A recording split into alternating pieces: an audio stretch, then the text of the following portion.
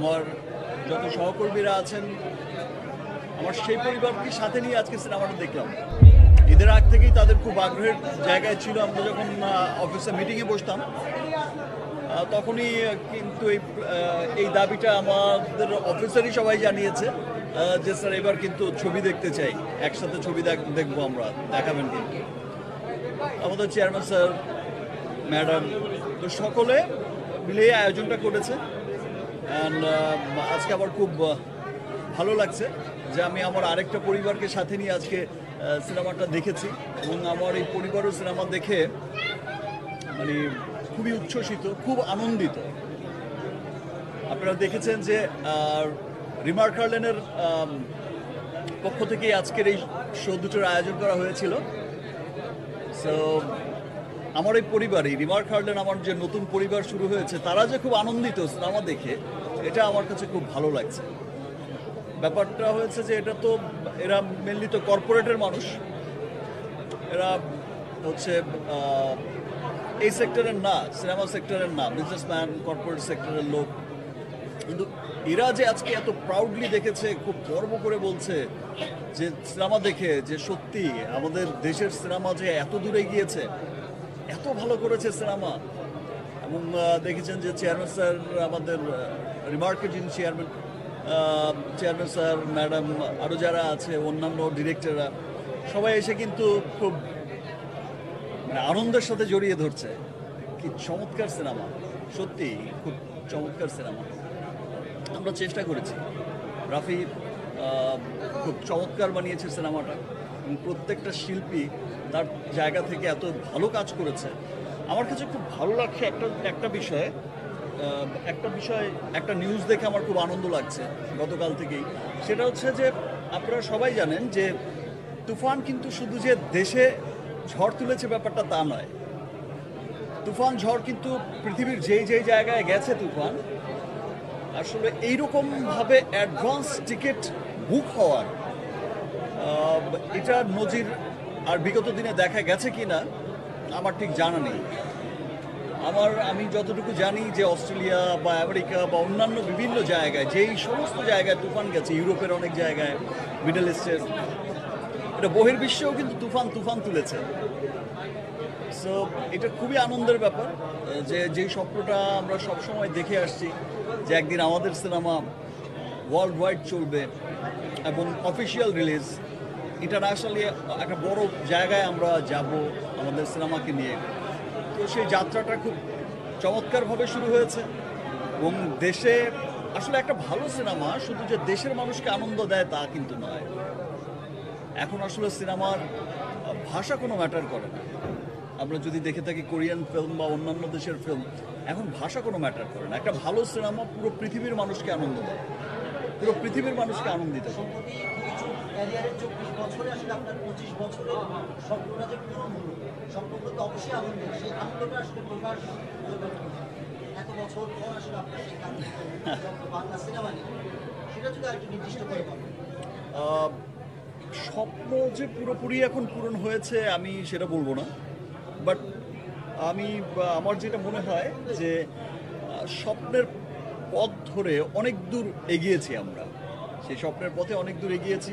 এই সাফল্য আসলে বাংলাদেশের মানুষের সাফল্য।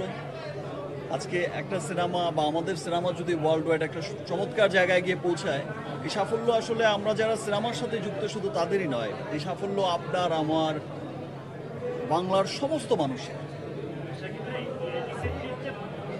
প্রধানমন্ত্রীও তুফান সিনেমার প্রশংসা করেছেন, এই বিষয়টা আপনি কতটুকু আনন্দিত হয়েছেন এই বিষয় নিয়ে, এবং তাতে করে আপনার আরো দায়বদ্ধতা বেড়ে গেল কিনা?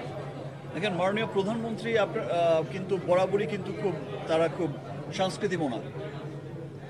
ন্যাশনাল অ্যাওয়ার্ডের এমন কোনো অনুষ্ঠান থাকে না যে তিনি আসেন না, এবং দীর্ঘ সময় তিনি বসে থাকেন, সবার সাথে কুশল বিনিময় করেন। মাননীয় প্রধানমন্ত্রী কিন্তু সবসময় দেখা গেছে যে শিল্পীদের এত আপন করে নেয়, সমস্ত শিল্পীদের এত স্নেহ করে, এত ভালোবাসা দেয়। মাননীয় প্রধানমন্ত্রীর কাছে আসলে অনেক কৃতজ্ঞ। তার দেশের সিনেমা এগিয়ে যাচ্ছে, এটা আসলে মাননীয় প্রধানমন্ত্রী যখন গর্ব করে বলে, তখন গিয়ে মনে হচ্ছে যে না, সত্যি হয়তো আমরা আমাদের যে চেষ্টাটা আমরা করে যাচ্ছি সেই চেষ্টার পথে, সেই স্বপ্নের পথে আসলে অনেক দূর এগিয়েছি। ধন্যবাদ মাননীয় প্রধানমন্ত্রীকে, এবং আমি চাইবো যে যদি ওনার সময় হয় কোনো একটা স্পেশাল স্ক্রিনিং যদি হয়, মাননীয় প্রধানমন্ত্রী যদি সেটা দেখেন, অবশ্যই সেটা আমাদের জন্য আরও অনেক অনেক আনন্দের হবে।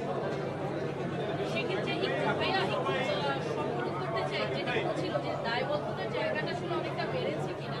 অবশ্যই আপনার একটা শ্রেণীর পক্ষ আছে, আপনার দায়িত্ব কতটা বেড়ে গেল কি মনে করেন? দায়বদ্ধতা আসলে কি হয়, একটা দায়বদ্ধতা থেকে একটা দায়িত্বের জায়গা থেকেই তো কাজ করে যাচ্ছি। আপনারা পুরো তুফান টিম যে কষ্ট করে কাজ করেছে, এই যে গরমের মধ্যে আপনারা তখন দেখেছেন 46-47 ডিগ্রি সেলসিয়াস ছিল, এই বছর অনেক গরম পড়েছে। এই গরমের মধ্যেও গোটা টিম আমরা যে কাজ করেছি, অসহ্য গরমের মধ্যেও মানুষ হাসি মুখে এত চমৎকার একটা কাজ করেছে, এবং সবার মধ্যে যে একটা স্পিড ছিল যে না, আমাদের গরম হোক যেটাই হোক আমাদের খুব ভালো কাজ করতে হবে। So, আসলে সবাই আমরা চেষ্টা করে যাচ্ছি। রাফি চেষ্টা করছে, শাকিল ভাইরা চেষ্টা করছে, চরকি, আলফাই, SVF, সবাই আসলে সব ভালো ভালো জায়গা থেকেই কিন্তু চেষ্টা করছে। সবাই ভালো চেষ্টা করে যাচ্ছে সিনেমাটাকে সামনের দিকে নিয়ে যাওয়ার জন্য। গত বছরও দেখেছেন আপনার যখন প্রিয়তমা হয়েছে, প্রিয়তমাও কিন্তু চমৎকার বানিয়েছিল। প্রিয়কুমার সেরা কাজ বা রাজকুমার সব সেরা কাজ বলছে যে আপনার জীবনের সেরা কাজ, প্রত্যেকটা মোমেন্ট বা ক্যারেক্টার নিয়ে এক একটা ফিল্টার আলাদা এক্সপ্রেশন, এটা সব কিছু আসলে অনন্ত, মানে এত বেশি মানুষরা আসলে কীভাবে এনজয় করছে। বেশিরভাগই বলছে সাকিব খানকে আসলে একদম ভেঙে নতুনভাবে ভাবে দেখেছে, অভিনয় এনজয় করছেন, এখন চলছে।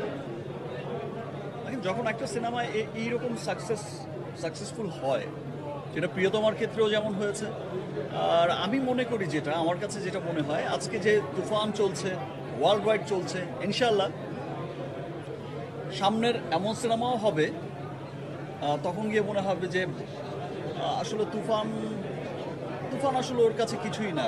মনে হবে যে কি বিশাল বিজনেস, কি বিশাল সিনেমা বানিয়েছে, কি সুন্দর হয়েছে। আমরা চেষ্টা করে যাচ্ছি। আমি বলছি যে আগেই বলেছি যে আমি তো বিশ্বাস করি যে আমরা স্বপ্নের পথে হাঁটছি, দৌড়াচ্ছি। সো স্বপ্নটা এখনো পূর্ণ হয়নি পুরোপুরি।